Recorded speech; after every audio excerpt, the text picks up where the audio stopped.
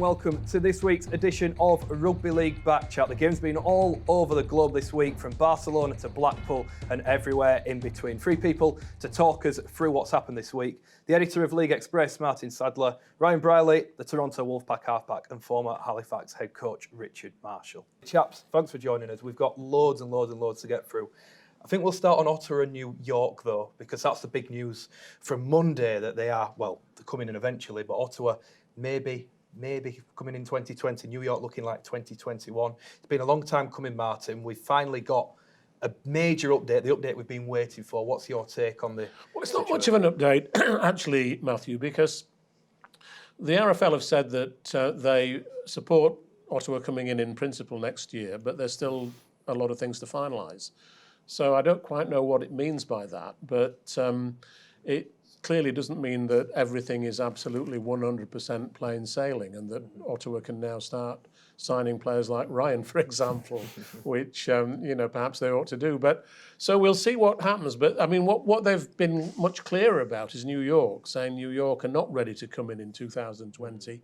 They will have to wait until 2021. I think that's a sensible decision, because I think if you had two clubs coming in anyway next year, the pressure on on recruitment would be so great that it would be difficult for both sides to do it effectively. So I think we'll see what happens. I'd say it looks like 75% certain that Ottawa will be in next year, but I wouldn't say it's 100%. I don't know what, Ryan, you've got a bit of experience of Canada, so I wonder what you think about that. Yeah, look, I think first and foremost it's a positive step. I think in rugby league we're probably guilty of trying to find negatives and stuff, and whether that be Ottawa next year and New York the year after, I think the RFL must have seen something in Ottawa to push them forward for next year, which can only be a positive in my book. I'm a real supporter of expansion, especially in Canada, that there is a market there for them. But yeah, I think all in all it's a positive step. So what we were talking about earlier about let's not be negative about it. If Ottawa make it in next year, if they don't, let's all be supportive of it. And Absolutely. If it happens, I say good luck to them. Richard, I mean, from a coaching perspective, they've got to recruit a team. I'm sure there's other logistics on-field matters, getting a coaching team together and whatnot. We're at the end of May now. Are we pushing Ottawa a little bit hard to get everything sorted and ready, given that they're not seemingly quite sure that they're going to be ready in time? I'm sure they've been working behind the scenes really hard, and they'll have a plan in place. There's some good people involved in the bid.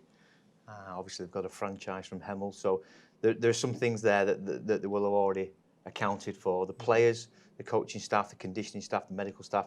Yep, they'll have to start looking to recruit the right people. Obviously, Ryan's had a real influence on the Toronto team and what they're trying to do. I agree.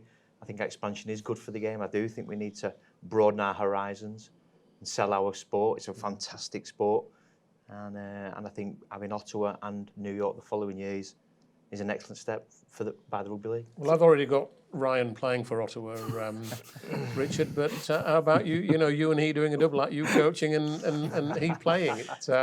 It looks a pretty good outcome to me. Well, it must be fairly appealing. Look, you went to Toronto and seemingly enjoyed it. What's the lifestyle like out there? You know it more than any of us do.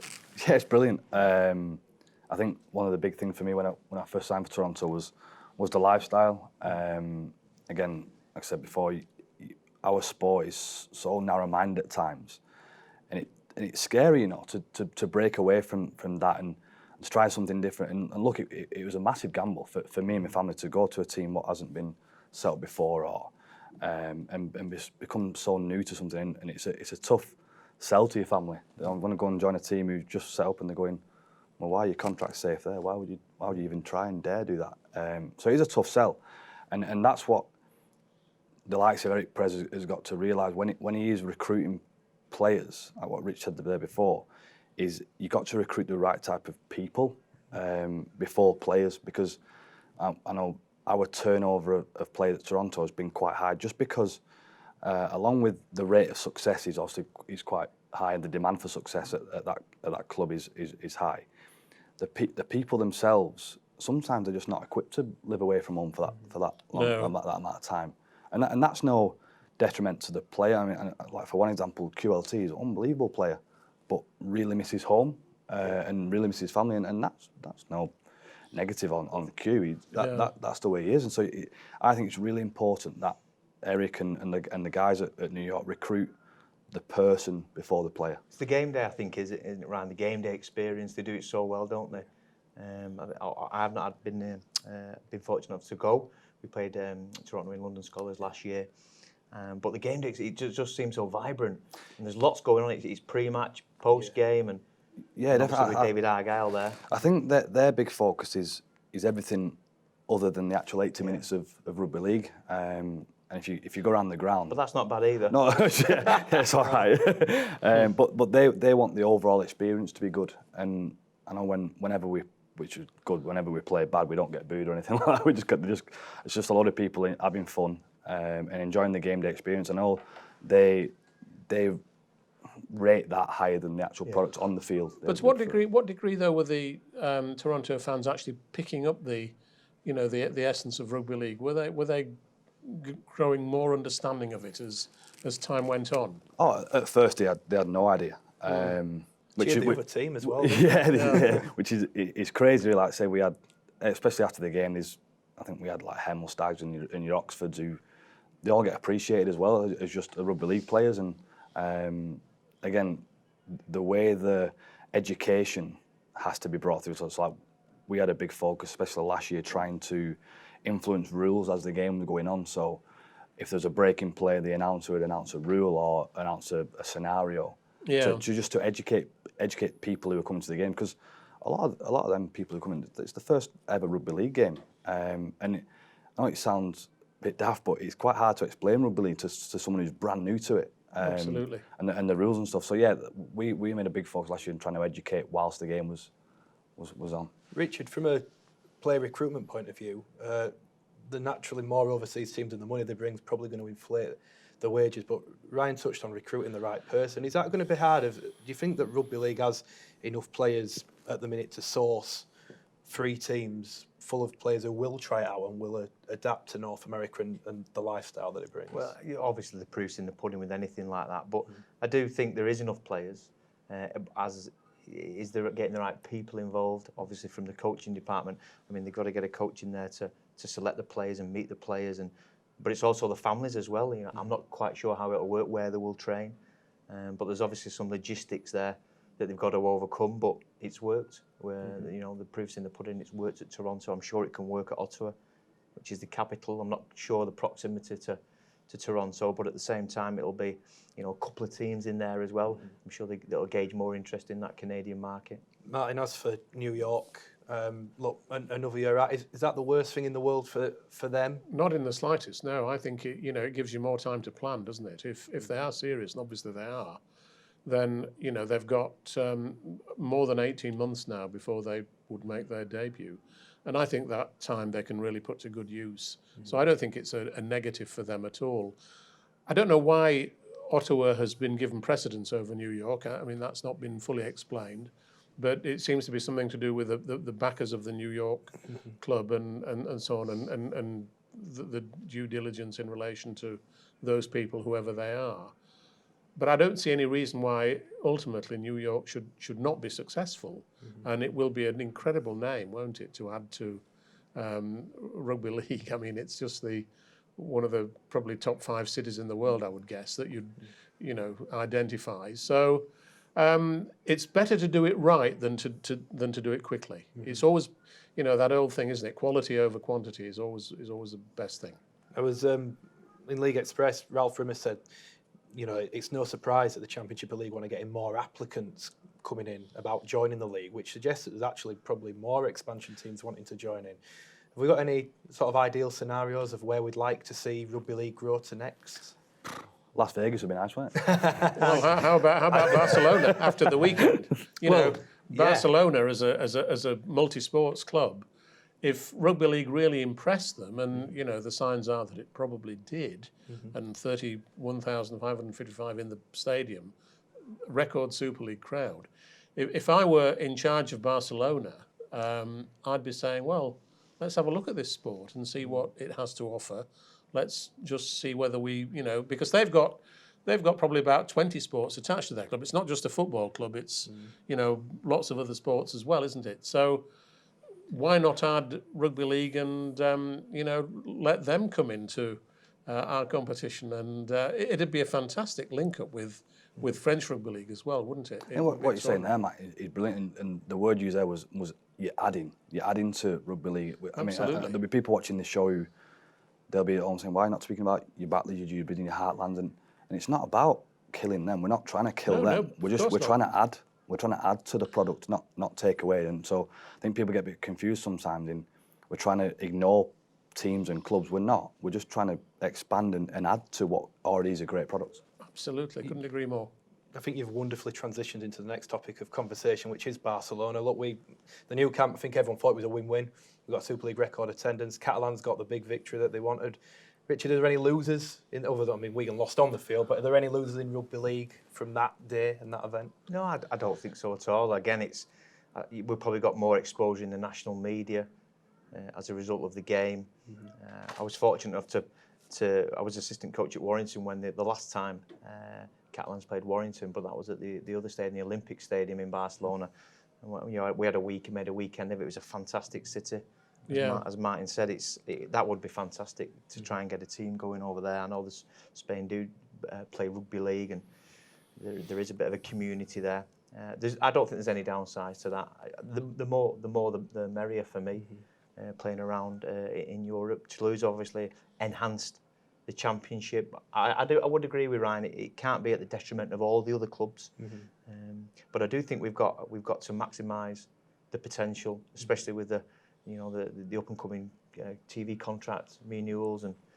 But I think it'll be important to take that next step as well. So from your perspective, you're at one of the most traditional clubs there is in Halifax. What were the negatives of Toronto, of Toulouse, of Catalans? What are the downsides for a club like Halifax to them being included? Just for a part-time team like Halifax, it's the logistics. It's simply getting players off work, getting over to a foreign country, playing a game, and then getting them back for work on the Monday morning, which is tough.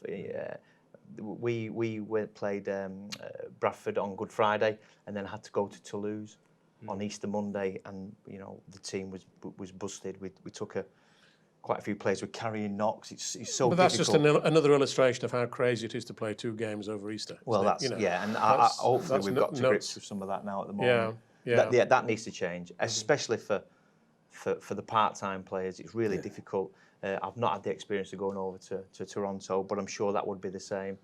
I did look at the flights and plan ahead for that in July.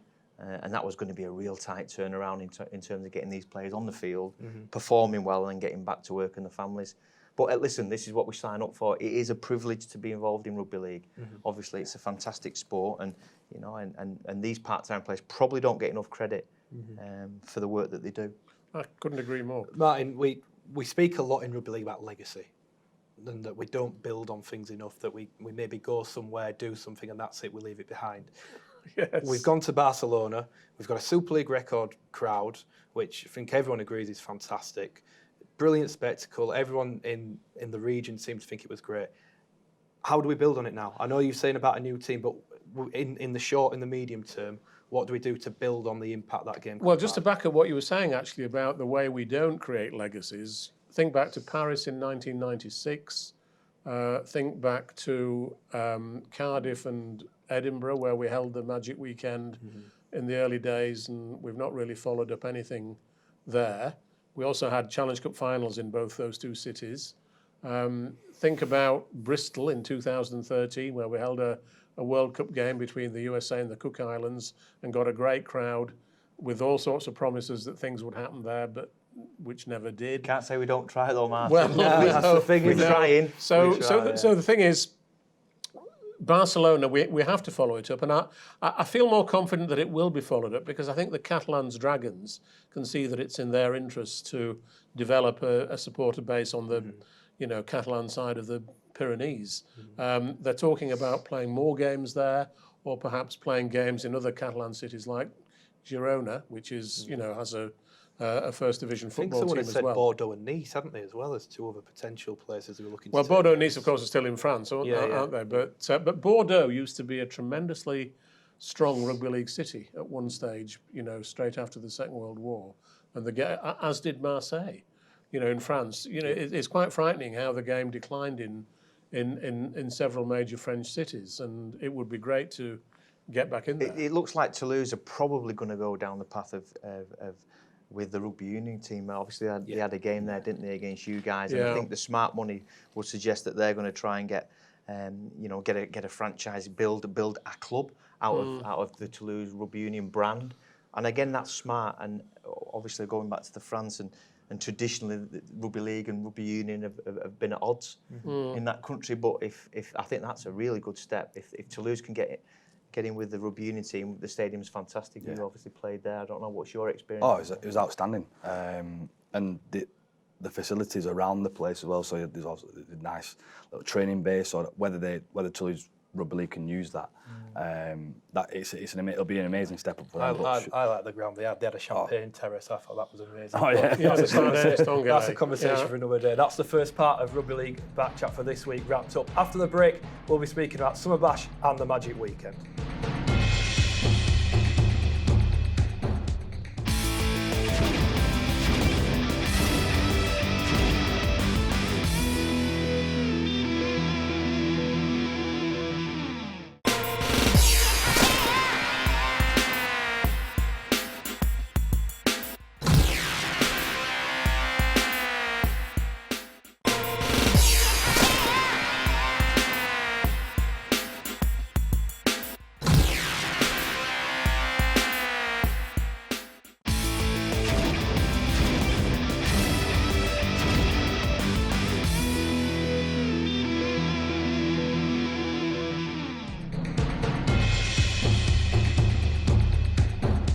Hello and welcome back to Rugby League Back Chat. Before the break, we were speaking about legacies. Well, one place and one event that has certainly left its mark on a town is Summer Bash. Blackpool has become the home of the Championship's big weekend, and it was another fantastic week. Over 15,000 people attended. Ryan, you got to play, bagged yourself 2 tries on the cameras. You always seem to do it on the front of the cameras, don't you? What was the occasion like for you? You've played in a couple now. How would you find it? Yeah, I love the Summer Bash. It's a fixture what I look forward to every year.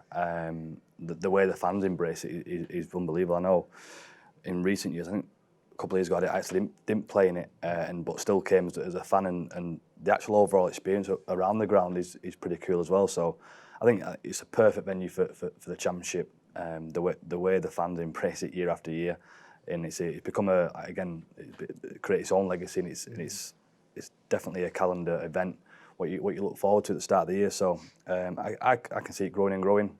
Again, with your Torontos and your Toulouse, it certainly hasn't diluted the population what comes to the game. So all in all, it's a win-win for me. It's something that what the players love playing in, and especially for your part-time fellas who don't get to play on Sky very often. It's a chance for them to showcase themselves, and I think it showed it as well. The amount of talent what's in the Championship. I know Rich will know full well how good of a product we have down in the Championship. So all in all, it's a win-win for people. Richard, it had everything, didn't it? I mean, great games, great fight backs, entertainment. We even had one team dressed up as malt loaf. We couldn't have asked for anything more. It pretty much showcased what the Championship's all about. And as Ryan suggested, players look forward to that. It is earmarked in the calendar, and it's a bit of used traditionally a marker of where you're going to be and where you're going to finish. And I thought it was a really good weekend. I was fortunate enough to do some work for Sky and summarised on the Swinton game and Ryan's game and the Batley Dewsbury game. So, and they all had a mixed bag within that. But for Halifax, it was a really good victory against local rivals Bradford. Coming just a week after they'd beaten Leeds. I mean, that was sensational, wasn't it? Really, to be honest. Without a doubt, it was. And obviously, Sam's got a wonderful team there. Scott Morell, I thought on his day was the difference. His kicking game was outstanding. He got the 1 point. Jordan Lilly got 1 point on Good Friday against Halifax. So, yeah. What's interesting about the Summer Bash is that they pick the fixtures so that they'll be close fixtures, don't they? They actually make no bones about it. You know, the top teams play the top teams, the bottom teams play against each other, and so on. And I thought the Rochdale Swinton game was a really enjoyable game to watch, to be perfectly honest Richard, and obviously those two teams are not challenging at the top. But when rugby league's a great game when it's played between two sides that are broadly equal, and I thought that was. There was pressure worked. in that game. Yeah. There was a lot of pressure for Rochdale, who were at the bottom of the league, and Swinton, who Sure. were trying to get away. And it wasn't the purest, but it was certainly up there for entertainment. Yeah. I was commenting on that game, and it was really.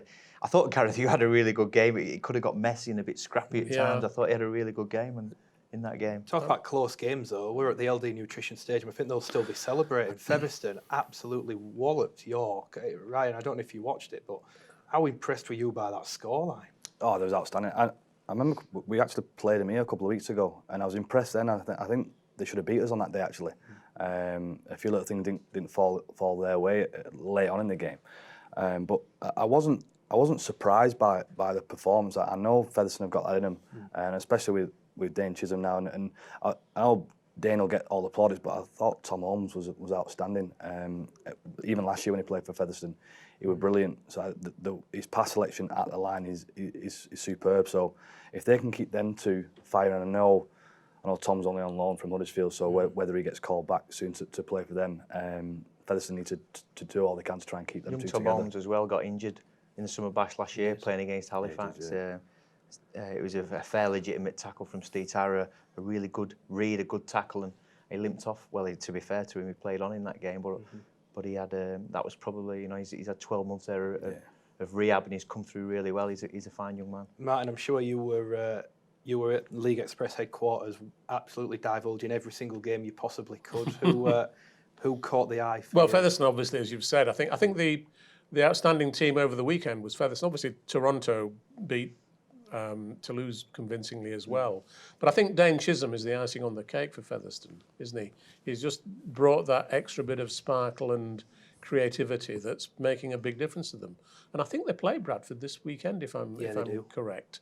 So that's really going to be something to look forward to. I think Dane has come out and said, he just didn't see eye to eye with John Keir at Bradford. He's put a letter on social media. I don't know if it's been deleted by now, but he put a letter that he'd received from the club, and seen peculiar timing in the build-up to playing them. But, Yes. Yeah.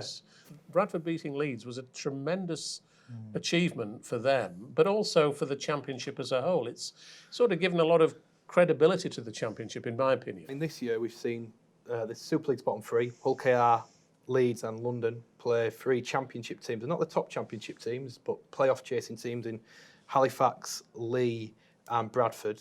Two of the Super League sides have been beat. Bradford beat Leeds, Halifax beat London, and then off the back of that, Lee almost beat Hull KR. Is that a sign that the championship is as close as it's ever been? I'll go to Richard. You talked about legacy. A legacy of the middle eights is that the teams like Halifax are more competitive now and are not afraid to go toe-to-toe with Super League teams, as Bradford did against Leeds. There was lots of people in favour of the middle eights and lots of obviously the Super. It did create some jeopardy and danger, and you couldn't really plan. But for a club like Halifax, it was immense in terms of the exposure for the players, the team, and the town. And I think off the back of that, the gap has closed. If you look at the top of the championship now, Halifax sit in 8th position, and there's nothing between 8th. Obviously, Toronto are probably by far the best team in the competition. Apart from that, anybody can beat anybody on the day. 8 teams chasing 5 places, which is really good, isn't it? Right. That's what you want. From your perspective, you played in Super League for a year. What's the difference in quality, if any? Especially the middle eights games, that gives you a more realistic gauge of where teams are at, because as you know, the Bradford Leeds game, that was highly charged on emotion, and how far does emotion get you week to week to week, and that does a massive test on your squad, and again, your resources, your medical staff, your physio bills. So that your middle eights, what Richard mentioned, then that gives you a better gauge. So what Halifax have done and what Halifax have done in recent years is unbelievable. To achieve what Richard achieved in them years was mind blowing.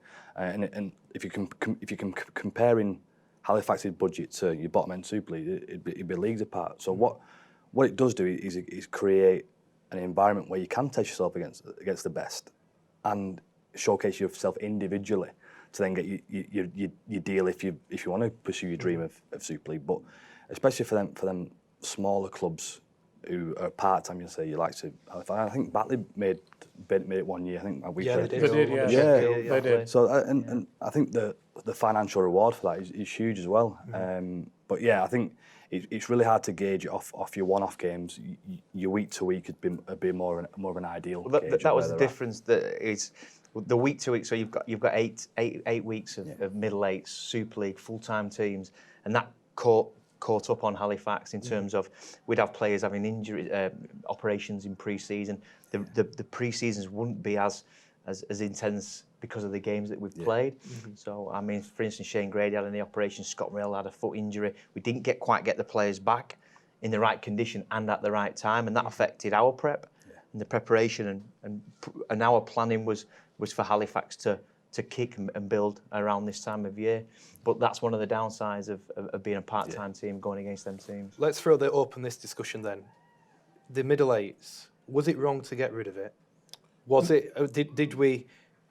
Was it done because Super League clubs were perhaps wary of the growth of these Championship clubs? No, I don't think it was wrong to get rid of it. I think it did have some advantages, as Richard's outlined, but I think commercially it didn't work. You found, when the middle eight started, the crowds really dropped very badly because basically, despite all its plus points, at the start of the season, no club could issue its full fixture list, and I think that's disastrous commercially. So it's certainly a creative solution to a problem, but if it impacts negatively on clubs' bottom lines, then ultimately it can't stay in place. I know a lot of people were saying, the Super League clubs wanted to get rid of it because they didn't want the jeopardy, but actually they're now committed to one club going down, being relegated.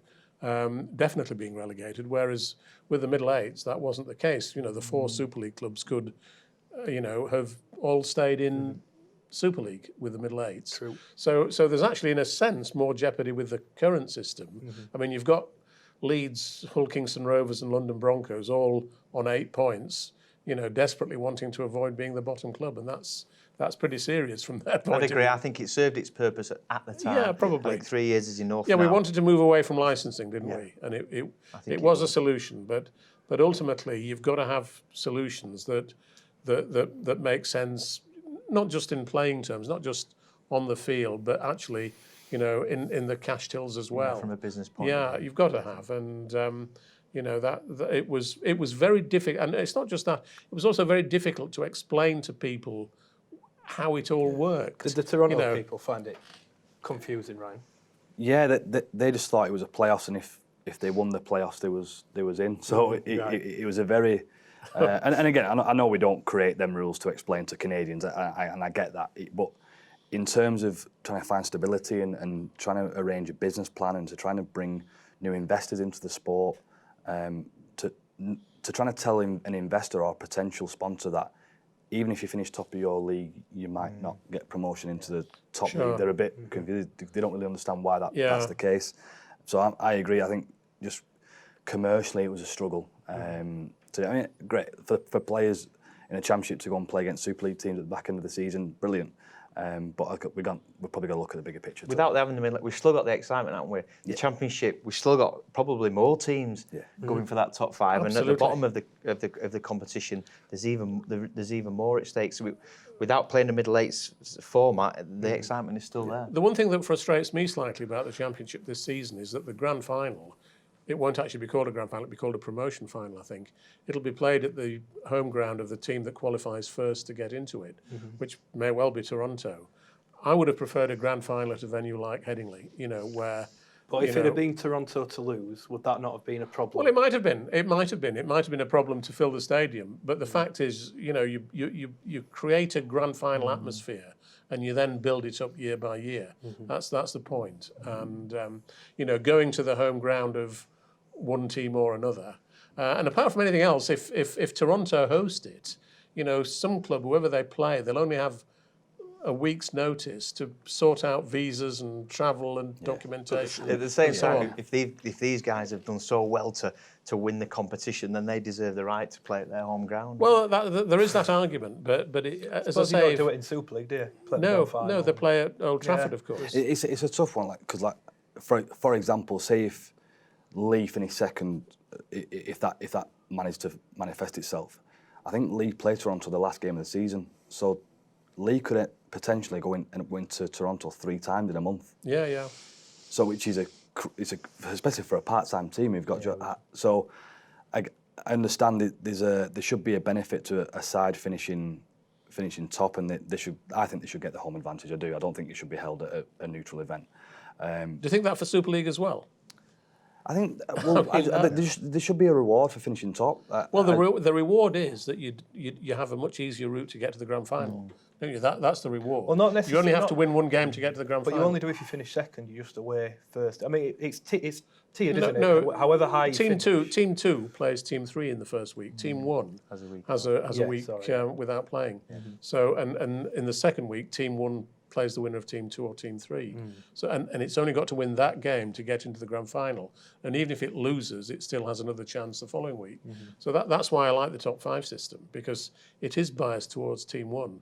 But I don't think it's then necessary to give Team 1 the home advantage once it's got into the grand final. I know there's an argument the other way, as Ryan's just explained, but I'd prefer to see it with a regular home venue that could be built up over time and made a really big event. It didn't affect London, like did it? exactly. That's a sore point, isn't it? Yeah. Well, you're right. It could work in terms of the other way. Say if it was held at Headingley, Toronto would have to play a semi-final in Toronto, then fly back to play a team who's already been in England. So then they don't get the advantage. If they win in week 2, they've then got a 2-week gap to do that. So they have a week off and come back. Yeah. So that would be easier, assuming that they did win in week 2.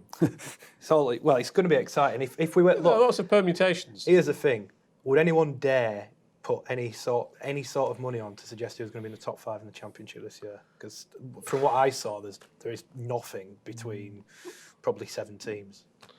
Anyone? No. Well, 8 teams. No. There's not a lot. There's not a lot between any of them. It's going to be great, and we've obviously got a. I mean, Dewsbury they beat Widnes and Featherstone, and I think they only won 3 games. So it's and that's why it's such a good competition. It certainly is. And we've obviously got 2 in the Challenge Cup quarter-final. Yeah. How good will that be, Martyn? Well, absolutely. Bradford and Halifax meeting again in the Challenge Cup. It was a great result for that game that Halifax won in the Summer Bash, because the Halifax club, I'm sure, will take lots of fans to Odsal for that Challenge Cup game, and it will be a very atmospheric game. And the weird thing is that, I mean, when Bradford played Leeds, Bradford were the underdogs, and they came through and won. This time it'll be Halifax who are probably seen as the underdogs, I would think. We'll see. I'm going to have to stop you there, Martyn, because we've got to finish the second part of this week's show. After the break, Magic, weekend chat, and much more rugby league debate. Stay right here. We'll be back in a few minutes' time.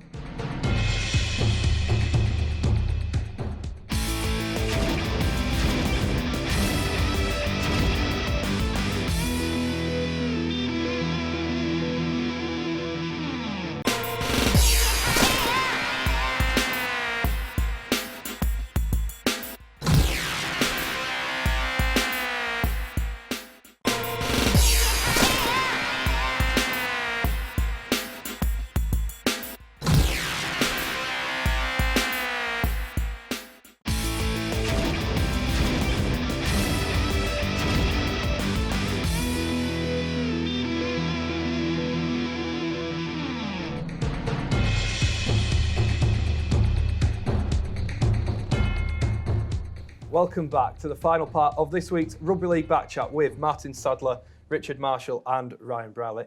Don't forget, you can join the conversation too on Twitter at RL Backchat. Gents, I'm going to come to Rich and Ryan first, because your future has been very well discussed in the last couple of weeks and even months. Ryan, first and foremost, he's been on loan at Lee. That loan's pretty much about to expire as we film this. What's your current situation right now? Yes, like I said, the loan finishes on Thursday, so I think the talks are going to try and extend it to Saturday so I can play against Toulouse, and then the general consensus is I'll be probably going back to Toronto for the Monday. Again, I don't really know what their situation is there and where they see me. I think it'd be safe to say they don't currently see me in their plans. which is fine. Again, it's part of the sport. Sometimes you've got to take a step back and look at the whole situation and realise you're not a part of that instant team or ethos just yet. So, but my job as a professional is to keep turning up and keep training hard and probably try and change opinions of people. And again, that's why we're in the sport, isn't it? We want to prove ourselves. And again, I'm no different. Again, I'm contracted till the end of next season, so I'll always do right by Toronto Wolfpack. And for me, it's about wanting to learn every day, wanting to improve. So, I mean, the reason for going back to Leeds was to work under John Duffy, who I work with at Scotland camp, and his detail and his management is brilliant. And if I didn't believe I would have improved, I wouldn't have gone there. And again, I'm at such a really important time of my career and my development that I want to go somewhere where I'm going to improve day in, day out. And I feel like I'm certainly doing that at Leeds Centurion. So again, I can't tell you where I'll be next week or whatever. So I've got no real update for the future. All I know is there's a few conversations ongoing just to get that loan extended for a couple more days so I can play against Toulouse on Saturday. I'll be honest with you, I think when you left Leeds Centurions, I didn't think I'd ever see you back there. You talk about summer bash and you went 1 year you weren't playing. I seem to recall you walking past the Leeds fans and you getting a load of abuse. It's funny how rugby can change and very quickly, isn't it? Yeah, definitely. And again, it's funny how the game changes and when things pan out certain ways, it'll never surprise me. The game of rugby league is a pretty mad sport at the best of times. So, but for me, they've given me an opportunity there to play rugby. And also I know that a lot of the players there, the fans have been absolutely outstanding since I've came back, and I can't fault them enough. And the opportunity what Derek and John have given me to just put a smile back on my face. And Rich, I know rugby league players are very simple people, and all they want to do is just play rugby and enjoy themselves. So I'm no different. So the villain has now become a hero, Ryan. I won't say hero, but no, it's. We're singing your name at Blackpool. Yeah. I'm enjoying myself, and that's what I want to do. It's funny in rugby league though. It goes either way, doesn't it? Swings either way. Villain to hero and villain back again. I think just myself going to sleep at night and not knowing what's going to happen day in, day out, that's a tough stress in itself. So when you think about if I'm going to go back to a certain club, if fans are going to like me or hate me, it's just another stress and pressure. So sure. It's been brilliant the fact I've come back and they've been outstanding with the fans. So there's been no animosity there, and I'm just enjoying playing again, which has been a tough and really confusing and frustrating time. And again, don't really know how it's manifested itself to this, but for me, it's all about improving day in, day out and being the best player I can be. As for you, Richard, I think it's fair to say that everyone was shocked when it was announced that you had left Halifax. What can you give us any sort of insight into what happened and why it happened as such? Well, it's obviously I'd been there 5 years and really proud of our accomplishments as a group, as a team, individually developing the players, which I've really, take a lot of satisfaction in. But at the same time, everything's got a shelf life. I was probably looking around to go at the end of the season, but obviously the club needed some stability, and obviously I've gone within the last month. But it's all mutual. There's no animosity whatsoever. I wish the club all the best. I went to the bash at the weekend, and the fans, the Halifax fans, were fantastic. Everybody coming over and saying what a fantastic job we'd done, and it was really heartwarming. It's a difficult time. I'm going away for a week. I'm going to spend some time with the family. I've not been away in summer for a long time. But when I come back, I'll be looking to get back involved in the game, which I love.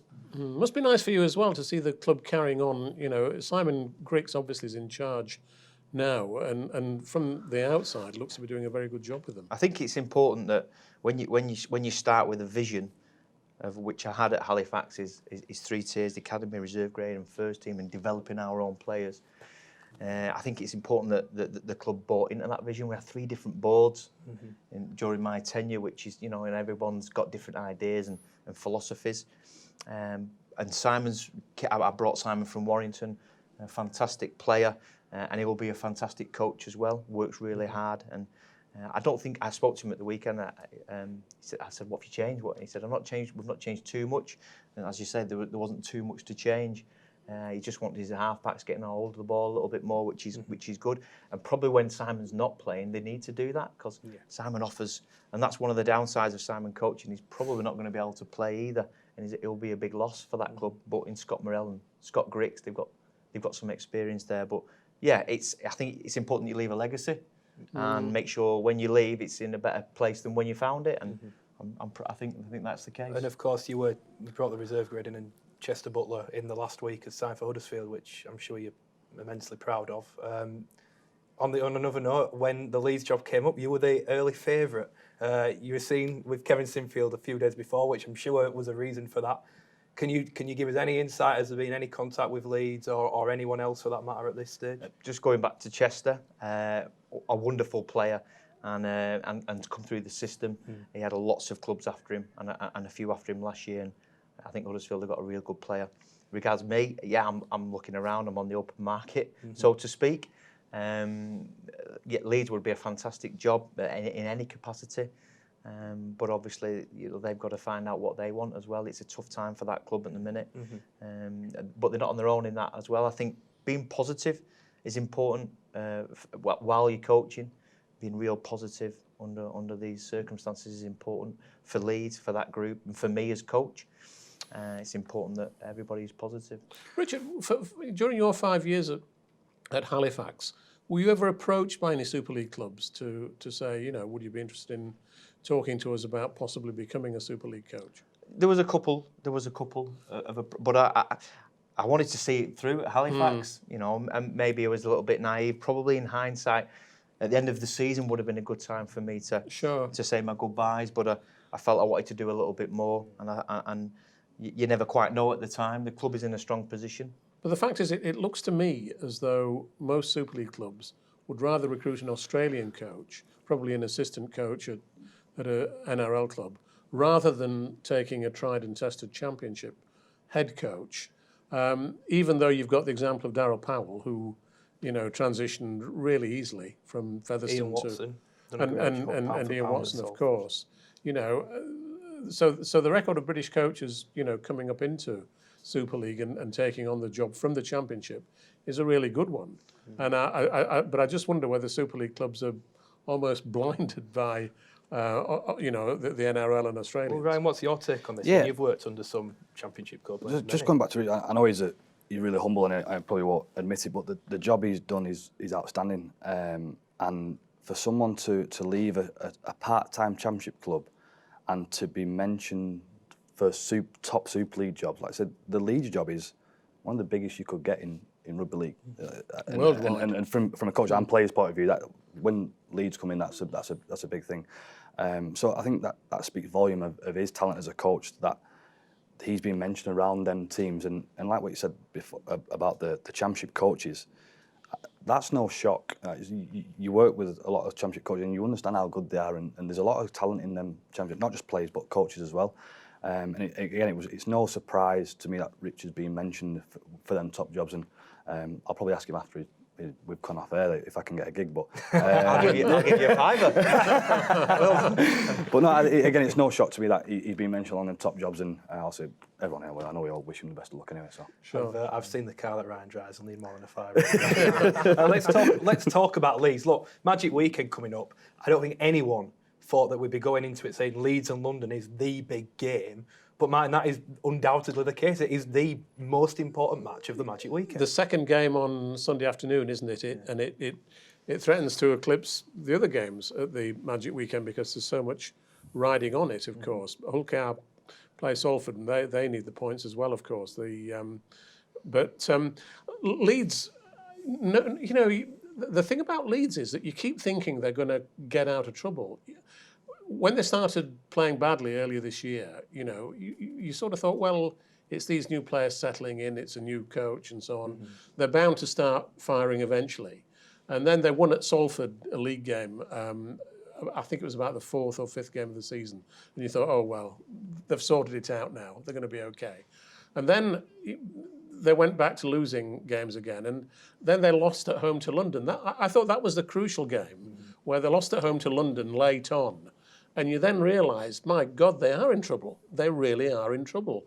And nothing that's happened since then has made you think any differently.